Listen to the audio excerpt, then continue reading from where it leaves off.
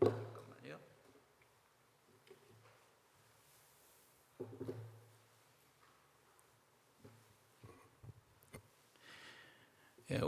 우리 교회는 특별히 부활복음을 강조하는 교회입니다. 제가 정확하게는 한 13년 전에 이 부활복음을 만나고 난 다음에 제가 알게 된 아주 중요한 사실이 있습니다. 다른 것이 아니고 복음은 너무나 분명하고 단순하다는 겁니다. 복음은 너무나도 분명할 뿐만 아니라 단순합니다. 어린아이들도 이해하고 믿을 수 있습니다. 물론 어른들도 마찬가지고 배운 사람 못 배운 사람 상관없이 모두가 이해하고 믿을 수 있도록 하나님께서 너무 단순하고 분명하게 해놓으신 거예요.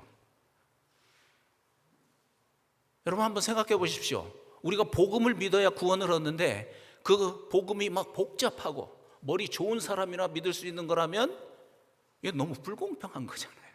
그렇죠? 그럴 리가 없죠. 그래서 이것이 하나님의 마음이에요. 디모데전서 2장 4절에 보면 하나님께서 이렇게 말씀하세요. 시작.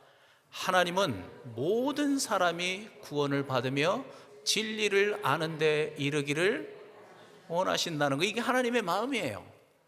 그러니까 복음이 복잡하면 안 되는 거죠. 단순하고 분명해야 되는 거죠.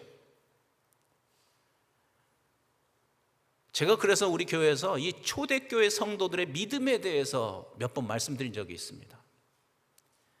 그들의 믿음을 보면은요, 조금 전 말씀 그대로 아주 단순하고 분명했습니다. 한번 2000년 전이잖아요. 그죠? 초대교회 2000년 전인데 그때는 성경도 없었어요. 와, 우리는 이 성경 한 권씩 막 가지고 다니고 집에 성경이 몇 권씩 있는데 그때는 이 성경도 없었어요. 성경이 없을 뿐만 아니라 성경이 있어도 읽을 수 있는 능력 있는 사람들이 별로 없었어요. 글을 읽을 수 있는 사람이 없었잖아요. 더구나 여러분, 가장 중요한 리더였던 제자들조차도 대부분 뭐 하던 사람들이에요? 어부들이었어요. 요즘 어부들은 유식하겠지만 그 당시에 어부들은 그렇지 않잖아요. 아무리 유대인이라고 해도 하나님의 말씀도 잘 알지 못하는 그런 사람들이었다는 거예요. 그래서 그들의 믿음은 매우 단순하고 분명했습니다. 어떤 믿음이었는가? 부활하신 예수님을 직접 보고 또는 예수님이 진짜 부활하셨다는 그 소식을 듣고 예수라는 사람이 성경의 예언대로 이 땅에 오신 성자 하나님이라는 것을 실제로 믿었다는 거예요.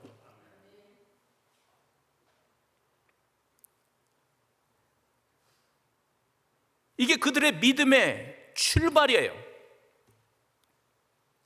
그래서 성경대로 부활하심으로써 성자 하나님으로 증명이 되었기 때문에 십자가에서 죽으시고 부활하신 예수님을 주인으로, 그리스도로 영접하고 믿었던 겁니다. 이것이 그들의 믿음의 전부입니다. 사도행전 2장에 보면 있죠. 이게 그들의 믿음의 전부예요. 여러분, 이 단순하고 분명한 믿음으로 인해서 초대교회가 생겼습니다. 교회가 처음으로 생겼어요. 뿐만 아니라 이 단순하고 분명한 믿음으로 그들이 살고 있던 예루살렘 성을 뒤집어 엎었습니다. 이 단순하고 분명한 믿음으로 그 당시 소아시아를 뒤집어 엎었습니다. 뿐만 아니라 그 믿음이 어디까지 갔습니까? 그 당시에 가장 문명의 중심지였던 로마로 건너가서 이 그리스도의 복음으로 그 나라를 새롭게 만들어 버린 것입니다. 이 단순하고 분명한 이 믿음으로. 그것이 우리 기독교 초기의 역사입니다. 그래서 여러분께 드리고 싶은 말씀은요, 우리의 믿음도 여기서부터 출발해야 된다는 거예요. 어디서부터? 부활이 실제 사건이 되어서 부활하신 그분을 성자 하나님으로, 말씀에 써 있는 대로 높은 보좌를 버리시고 우리를 위해서 이 땅에 오신 성자 하나님, 성자 하나님, 부활을 증거로 예수라는 사람을 성자 하나님으로 믿는 것부터 우리의 믿음이 출발해야 된다는 거예요. 이게 매우 중요합니다. 그래서 우리도 초대교회 우리의 믿음의 선배들처럼 그분이 성자 하나님으로 증명이 되었기 때문에, 그냥 믿는 것이 아니고 증명이 되었기 때문에 그분을 나의 주인으로 믿는 것입니다. 그래서 로마서 14장 9절이 참 중요한 말씀이에요. 한번 같이 해보실까요? 시작. 이를 위하여 그리스도께서 죽었다가 다시 살아나셨으니 곧 죽은 자와 산 자의 주가 되려 하심이라. 예수님이 죽었다가 살아나신 이유가 있대요. 그 이유는 뭐냐면 주가 되시기 위해서, 죽은 자와 산 자, 모든 자라는 뜻이죠. 그러니까 제가 참 많이 하는 말 중에 뭐가 있냐면 부활이 실제가 돼야 된다, 실제 사건이 돼야 된다는 얘기를 참 많이 하잖아요. 왜 부활이 실제 사건이 되어야 하냐면, 부활이 실제 사건이 되었을 때 그분이 성자 하나님이라는 것이 실제가 되고, 그분이 성자 하나님이라는 것이 실제가 될 때 그분이 나의 주와 그리스도라는 것이 실제가 되기 때문에 그런 거예요. 그러니까 부활의 가장 중요한 의미는 예수 그리스도가 나의 주인이시다, 이 얘기를 하는 거예요. 조금 전 말씀이 그 말씀이에요. 하나님께서 예수님을 죽은 자 가운데서 살려내신 중요한 목적이 뭐냐면 바로 그분이 우리의 주인이라는 것, 우리의 주님이시라는 것, 우리의 왕 그리스도라는 것, 그것을 가르쳐 주시려고 그를 죽은 자 가운데서 살려내신 것입니다. 그리고 그를 이렇게 주인으로 믿을 때, 고백할 때, 그동안 우리가 말씀을 나눠온 것처럼 그의 영이신 성령이 우리 안에 들어오시는 것입니다. 이렇게 우리도 앞에서 말씀드렸던 그 초대교회 성도들의 믿음과 같은 믿음이 되는 것입니다. 같은 믿음이 되는 거죠. 어떤 믿음? 부활을 통해서 예수를 성자 하나님으로 믿고, 그래서 그분을 나의 주인으로 영접하고, 그래서 약속대로 성령을 받은 것. 이게 초대교회 성도들의 믿음이고, 그래서 오늘날 우리의 믿음도 그 믿음이 되어야 한다는 거예요. 그 믿음이에요. 그 믿음. 이게 온전한 믿음이에요. 이것이 바로 그동안 우리가 몇 주에 걸쳐서 나누어 온 생명의 성령의 법이에요. 생명의 성령의 법. 여러분, 이게 이제 무슨 법인지 머릿속에 있습니까? 그럼요. 지식적으로 먼저 알아야 믿든지 말든지 할 거 아닙니까? 생명의 성령의 법이 뭡니까? 오늘은 읽지 않았지만 3절과 4절에 있는 말씀이었죠. 성자 하나님을 죄가 있는 육신의 모양으로 보내셔서 그를 십자가에 죽이심으로 인해서 우리의 육체를 정결케 하셨다 그랬죠. 정결케 하셨어요. 여러분 그거 믿으시죠? 그런데 하나님의 사역이 거기에서 끝난 게 아니라 그 다음에 뭐가 있어요? 정결해진 우리 안에 무엇을 주셨어요? 성령을 주신 것입니다. 할렐루야. 성령을 주셔서 이제는 우리가 고아처럼 혼자 사는 그런 삶이 아니라 내 안에 들어오신 성령을 따라서 성령과 함께 사는 그런 삶이 되게 하신 것이죠. 이것이 바로 생명의 성령의 법이에요. 야,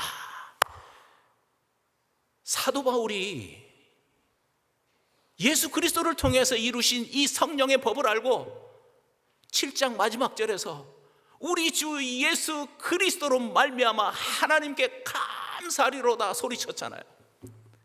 저도 이 생명의 법이 무엇인가를 알고 나니까 정말 그 마음이 딱 이해가 되고, 그렇구나. 그래서 우리의 마음에 감사가 터져 나오는 거예요.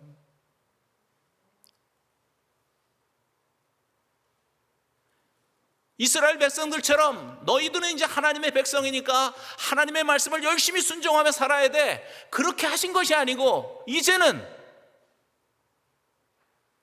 예수 그리스도를 믿어서 죄의 용서함을 받고 청결해진 우리 안에 성령을 주셔서 이제는 성령과 함께 성령을 따라서 하나님의 말씀을 순종할 수 있는 그러한 은혜를 우리에게 주신 거예요. 할렐루야. 이게 하나님의 은혜인 거예요. 이게 신약 시대를 살고 있는 우리에게 주신 하나님의 특별한 사랑인 거예요.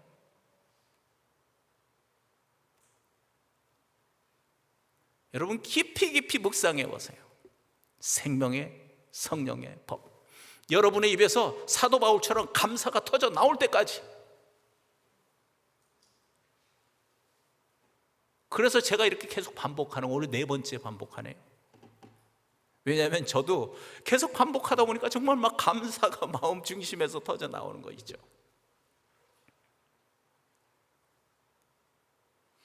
그런데 또 놀라운 일이 있습니다. 이 생명의 성령의 법으로 인해서 우리 삶에 일어나는 정말 놀라운 일 2가지를 오늘 또 말씀을 드리려고 합니다. 첫째는 내 안에 들어오신 성령께서 죽을 우리의 몸을 다시 부활시키는 일을 하신다는 겁니다. 한번 확인해 볼까요? 오늘 읽었지만 8장 11절 말씀이죠. 이제 뜻을 잘 보면서 읽으시기를 바랍니다. 시작. 예수를 죽은 자 가운데서 살리신 이의 영이 너희 안에 거하시면 그리스도 예수를 죽은 자 가운데서 살리신 이가 너희 안에 거하시는 그의 영으로 말미암아 너희 죽을 몸도 살리시리라. 와, 아멘 되시죠? 여러분, 예수님 재림하시는 날 부활하실 것을 믿습니까? 어떻게 믿습니까? 어떻게 알아요? 그냥 성경에 그렇게 써 있어요? 오늘 저 말씀을 보니까 그냥 근거 없이 하나님이 그렇게 말씀하신 게 아니었어요. 저 말씀의 뜻이 뭡니까? 우리가 어떻게 다시 살아나는데요? 그리스도를 죽은 자 가운데서 살려내신 그분의 영, 다시 말하면 하나님의 영, 성령, 그 성령이 우리 안에도 계신다는 거예요. 할렐루야. 그 성령이 내 안에도 지금 계신다는 거예요. 그래서 그리스도를 죽은 자 가운데서 살려내신 그 성령이 지금 내 안에도 계시기 때문에 나의 죽을 몸도 나중에 살려내실 것이라는 거예요. 좀 더 정확하게 볼까요? 고린도전서 15장 42절부터 44절에 이렇게 말씀하시죠. 시작. 죽은 자의 부활도 그와 같으니 썩을 것으로 심고 썩지 아니할 것으로 다시 살아나며 욕된 것으로 심고 영광스러운 것으로 다시 살아나며 약한 것으로 심고 강한 것으로 다시 살아나며 육의 것으로 심고 신령한 몸으로 다시 살아나나니 육의 몸이 있은즉 또 영의 몸도 있느니라. 다시 살아나나니. 반복해서 말씀하시죠. 썩지 않을 것으로, 영광스러운 것으로, 강한 것으로, 또 신령한 몸으로 다시 살아난다고 말씀하십니다. 어떻게 믿을 수 있어요? 다시 질문해요. 어떻게 믿을 수 있어요? 그리스도를 죽은 자 가운데서 살려내신 하나님의 영, 성령, 그 성령이 지금 내 안에 들어와 살고 계시기 때문에 그 영이 우리의 죽을 몸도 살려내실 것을 확실하게 믿습니다. 그러니까 성령을 받는다는 게 이렇게 중요한 것입니다. 생명의 성령의 법 아래에서 산다는 것이 이렇게 중요하고 큰 축복이 되는 것입니다.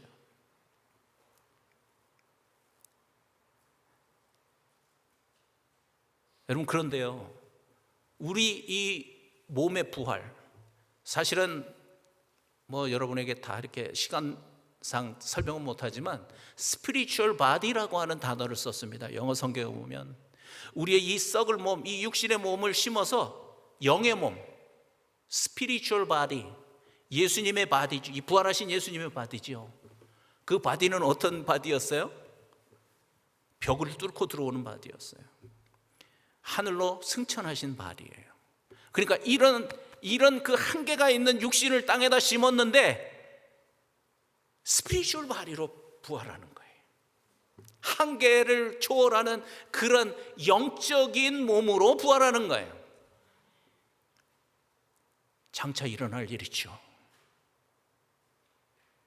그런데 이 부활을 확실히 믿게 되면 단지 그 부활이 미래의 일이 아니라 그 부활을 믿는 믿음으로 인해서 지금 우리가 살고 있는 이 삶이 변화되는 겁니다.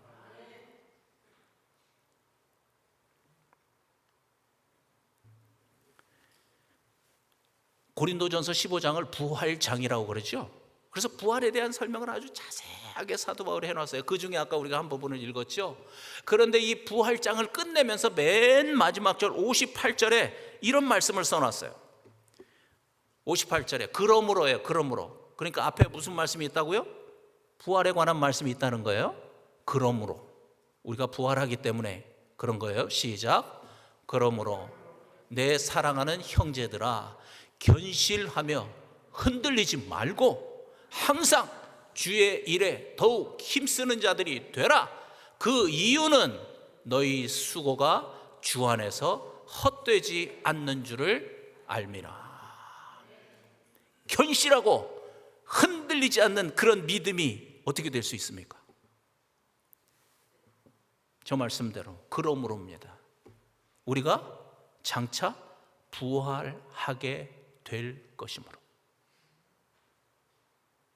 이 부활에 대한 확실한 믿음이 있을 때 이 땅에서도 흔들리지 않는 믿음이 되는 거예요.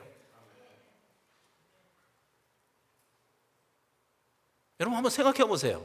그냥 이 땅이 전부야. 이 땅의 삶이 끝이야. 그러면 여러분 오늘 교회를 왜 오셨습니까? 안 오셔도 되잖아요. 일터에서 열심히 지금 돈 벌어야죠. 일해야죠. 열심히 공부하고 시간 아깝잖아요. 사실 그렇게 해서 성공한 사람 많잖아요.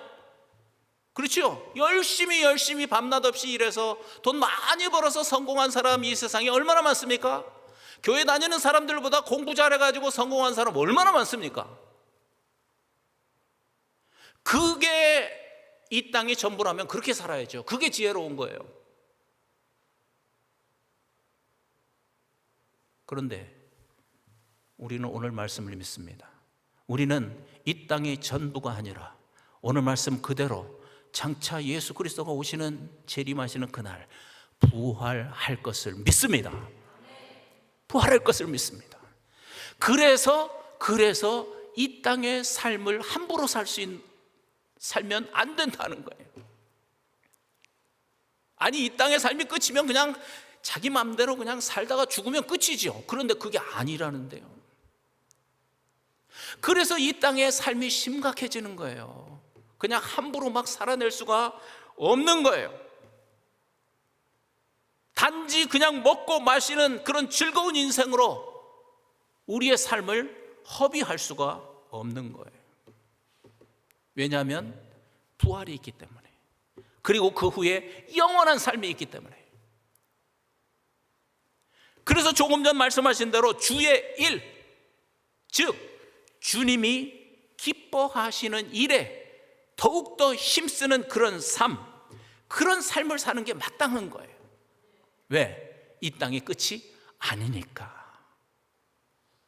더구나 뭐라고 말씀하셨어요? 이어서 말씀하셨죠? 주님께서 우리의 수고가 헛되지 않다고 말씀하시잖아요. 예, 이 땅에서의 수고, 주님의 뜻을 이루기 위해서, 주님의 나라를 위해서 했던 그 수고가 전혀 헛되지 않은 거예요. 주님의 기억하신 바가 되는 것이죠. 그래서 약속대로 상급이 있는 것입니다.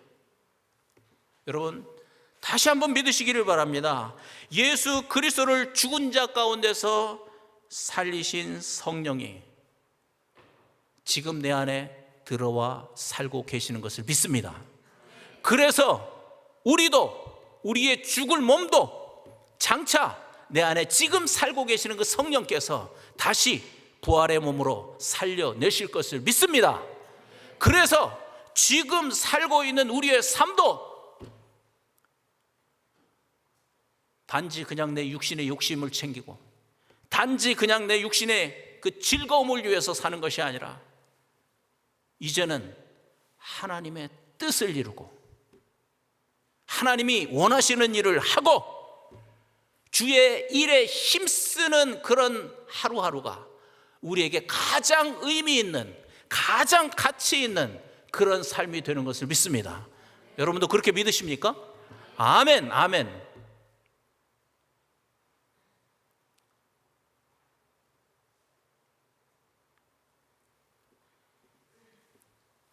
두 번째, 생명의 성령의 법으로 인해서 내 안에 지금 들어와 살고 계시는 이 성령, 그 성령이 하나님을 아빠, 아버지라고 부르게 한다는 거예요.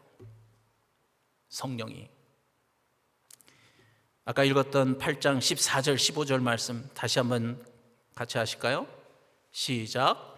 무릇 하나님의 영으로 인도함을 받는 사람은 곧 하나님의 아들이라. 너희는 다시 무서워하는 종의 영을 받지 아니하고 양자의 영을 받았으므로 우리가 아빠, 아버지라고 부르짖느니라. 우리가 하나님을 아버지라고 부르잖아요. 야, 이거 얼마나 기가 막힌 관계입니까? 아버지와 자녀의 관계. 그런데 여러분, 이 아버지와 자녀의 관계는 그냥 지나가다가 만나서 맺는 그런 관계는 아니잖아요. 아니, 옆집 아저씨가 좋다고 해서 옆집 아저씨한테 하루에 100번씩 100일 동안 아버지 그러고 부르면 옆집 아저씨가 갑자기 아버지가 됩니까? 그런 일은 없죠. 그런 일은 없죠. 우리가 하나님을 아버지라고 부를 때 하나님께서 우리에게 질문하세요. 왜 내가 네 아버지냐?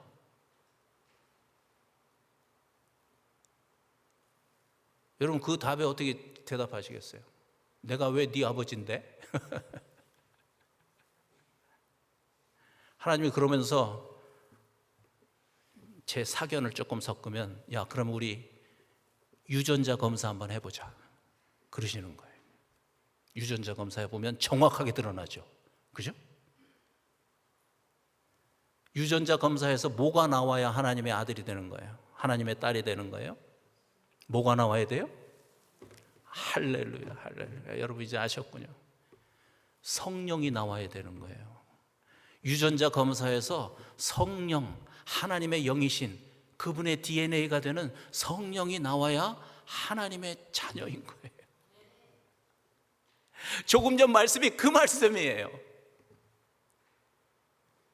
하나님의 영이 내 안에 들어와 있기 때문에 그분의 인도하심을 받는 자가 하나님의 아들이다. 아들만 써서 좀 섭섭하신가요? 하나님의 자녀다, 딸이다.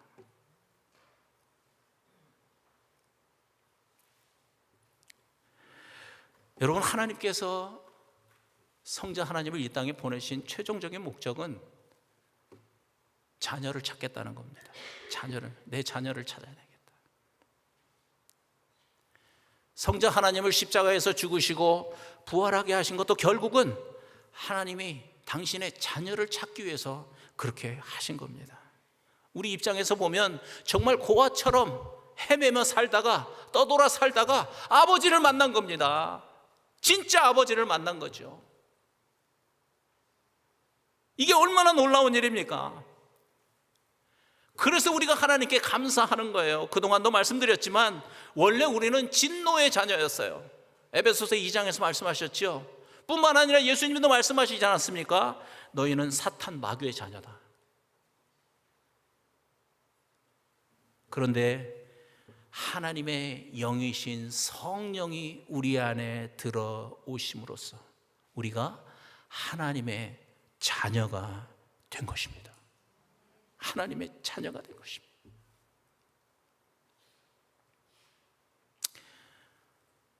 여러분도 여러분의 자녀를 매우 사랑하시죠? 자녀가 된 자들에게 무엇이든 주고 싶죠? 하나님도 마찬가지입니다. 자녀가 된 우리에게 무엇이든 주고 싶어서 정말 우리보다도 더 안달이 나신 분이십니다. 그 말씀이 어디에 있냐면 로마서 8장 32절에 있습니다. 한번 이 말씀의 뜻을 생각하면서 읽어보시기를 바랍니다. 시작. 자기 아들을 아끼지 아니하시고 우리 모든 사람을 위하여 내어 주시니가 어찌 그 아들과 함께 모든 것을 우리에게 은사로 주지 아니하시겠느냐.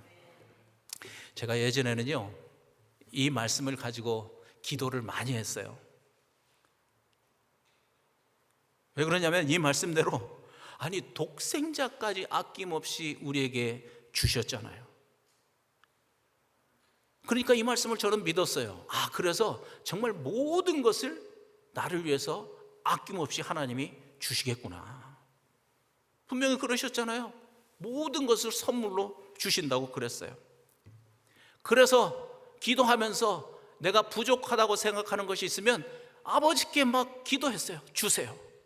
이것도 주세요. 저것도 주세요. 열심히 기도했어요. 이 말씀을 믿고. 그런데 이건 제 간증입니다. 제가 정확하게 성령을 받고 그리고 내가 하나님의 자녀가 되었다고 하는 것이 정확하게 딱 되니까 저 말씀을 보는 눈이 달라졌어요. 하나님이 약속하신 대로 자녀된 나에게 이미 다 모든 것을 주셨구나. 그게 딱 알아지더라고요.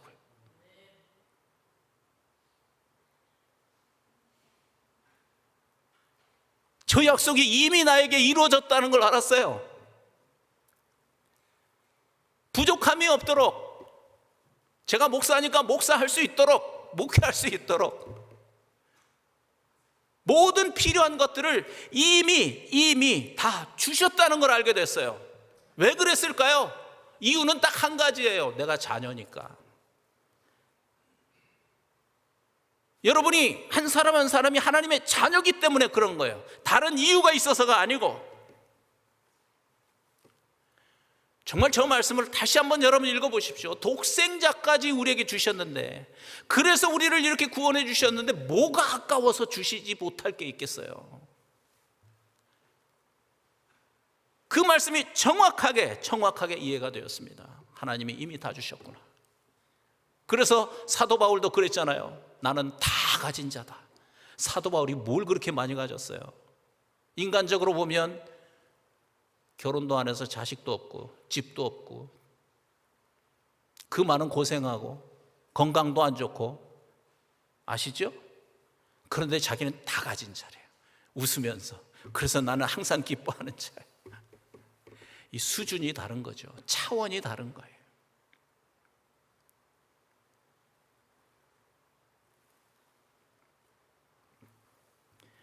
여러분, 그래서 정말 내가 자녀인 것이 분명해지고, 그래서 내가 다 가진 자라고 하는 것이 딱 정확해지니까요, 다른 인생의 목표가 보이는 거예요. 다른 인생의 목표가 보여요. 그 목표가 이제 그 다음에 있어요. 로마서 8장 16절 17절 말씀 보세요. 시작. 성령이 친히 우리의 영과 더불어 우리가 하나님의 자녀인 것을 증언하시나니 자녀이면 또한 상속자 곧 하나님의 상속자요 그리스도와 함께 한 상속자니 우리가 그와 함께 영광을 받기 위하여 고난도 함께 받아야 할 것이니라. 아멘. 하나님의 상속자로서의 삶입니다. 하나님의 자녀가 되었고 그래서 내가 모든 것을 받은 자라고 하는 고백이 되어지는 순간 저 말씀이 보이는 거예요. 아, 나는 하나님의 상속자로서 이 세상의 삶을 살아야 되는 자구나. 상속자, 좀 어려운 단어죠? 도대체 무엇을 우리가 상속받았을까요? 조금 전 말씀에서 그리스도와 함께 한 상속자라는 말이 있습니다. 다시 말하면 예수 그리스도가 받은 그 상속을 우리도 받았다는 거예요. 같은 상속을 받았대요. 그게 무엇일까요? 구체적으로 에베소서 2장 5절과 6절을 보면 알 수 있습니다. 자, 이제 이게 마지막 말씀입니다. 한번 보시죠. 시작. 허물로 죽은 우리를 그리스도와 함께 살리셨고 아멘 아멘. 그렇죠? 그 다음에 너희는 은혜로 구원을 받은 것이라. 또 함께 일으키사 그리스도 예수 안에서 함께 하늘에 앉히시니. 함께라는 단어가 있습니다. 함께 일으키셨고 함께 하늘 보좌에 앉히셨다고 합니다. 이 말의 뜻이 뭐냐면 그리스도와 함께 우리를 하늘 보좌에 앉는 그 영광, 자녀로서 하늘 보좌에 앉는 영광을 우리에게 상속해 주셨다는 거예요. 하늘 보좌에 앉는 영광.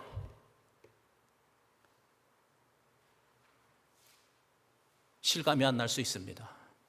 여러분, 그런데요, 보좌가 의미하는 건 뭐냐면 다스린다는 뜻이에요. 다스림. 이게 보좌의 의미예요. 하나님의 자녀가 된 우리의 위치가 바로 저 자리라는 거예요. 그 영광의 보좌, 예수 그리스도가 앉아 계시는 그 영광의 보좌, 거기에 우리가 함께 앉게 되었다는 거예요. 이 말의 구체적인 뜻이 무엇이겠습니까? 우리가 세상을 다스리는 자가 되었다는 것입니다. 세상을 다스리는 자가 되었습니다. 세상적인 권세를 가지고 다스리는 것이 아니라 영적인 권세를 가지고 세상을 다스리는 자가 된 것입니다. 이 땅에 하나님의 공의가 이루어질 수 있도록 예수님과 함께 영적인 권세를 가지고 이 세상을 다스리는 겁니다. 이것이 하나님의 자녀가 된 우리가 상속받은 하나님의 자녀의 권세인 것입니다. 여러분, 그래서 우리가 정말 비겁하게 세상 앞에 무릎 꿇지 말아야 합니다. 비겁하게 돈 몇 푼 앞에 무릎 꿇지 말아야 합니다. 비겁하게 세상 권세 앞에 무릎 꿇지 말아야 합니다. 뭐 다 그런 거지. 세상의 흐름을 따라서 적당히 타협하면서 사는 그런 삶을 살지 말아야 합니다. 우리는 이러한 세상의 가치를 거슬러서 하나님의 의를 이 땅 가운데 이루어지도록 하나님께서 내게 주신 이 권세, 이 다스림의 권세,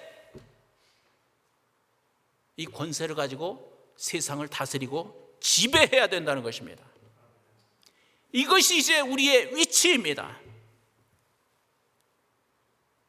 그래서 지난주일로 말씀드렸습니다. 여러분, 당당하십시오. 당당하십시오. 왜냐하면 우리는 하나님의 자녀, 뿐만 아니라 자녀로서 이 권세를 상속받은 자들이기 때문에 그런 겁니다. 이것이 우리의 정체성입니다. 정체성입니다.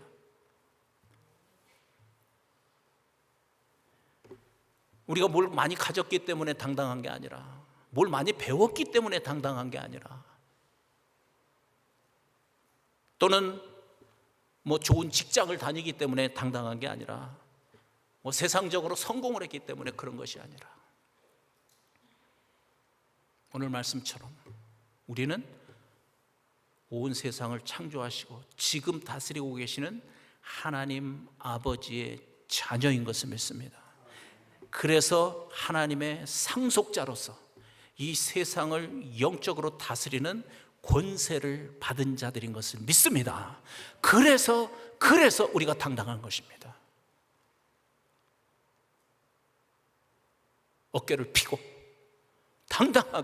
당당하게 하루하루를 직장에서 살아야 하고, 학교에서 공부해야 하고, 가정에서 살아야 되는 것입니다. 여러분, 그래서요, 이제는 우리가 마귀를 대적하면 마귀가 도망갑니다.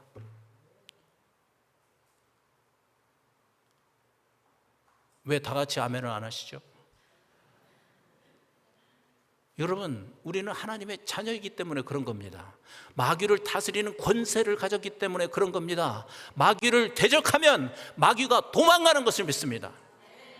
죄를 대적하면 죄가 도망가는 것을 믿습니다. 유혹이 있을 때 뿐만 아니라 음행과 더러운 것, 시기와 질투가 우리가 대적할 때 물러가는 것을 믿습니다.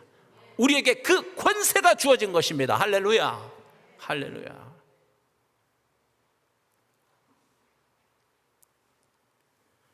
여러분, 이것이 자녀에게 주신 상속자의 권세입니다. 이제는 저도 그렇게 하려고 합니다. 이 권세를 사용하십시오.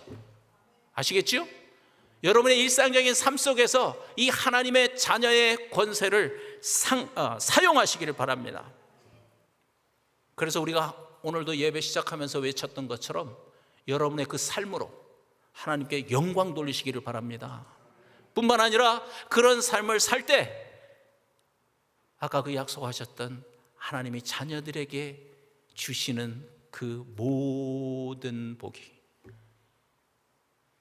그 기쁨과 평강이 우리에게 충만해지는 것을 믿습니다.